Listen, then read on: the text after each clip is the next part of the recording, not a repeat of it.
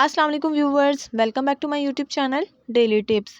मोहित नाम का शुमार लड़कों के नामों में होता है। मोहित एक इस्लामी नाम है। मोहित नाम की इब्तदाई तारीख अरबी ज़बान से निकलती है। मोहित नाम के अफराद के लिए खुशकिस्मत नंबर 1 माना जाता है। मोहित नाम का मतलब है खुदा को मानने वाला। मोहित नाम का शुमार इंटरनेट पर सबसे ज़्यादा सर्च होने वाले नामों में से होता है।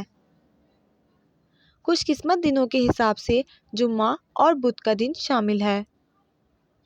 खुशकिस्मती वाली धातुओं में हिंसों के हिसाब से तांबा और कांसी शामिल है। मोहित नाम के लड़कों के लिए खुशकिस्मत पत्थरों में फ़िरोज़ी पत्थर शामिल है।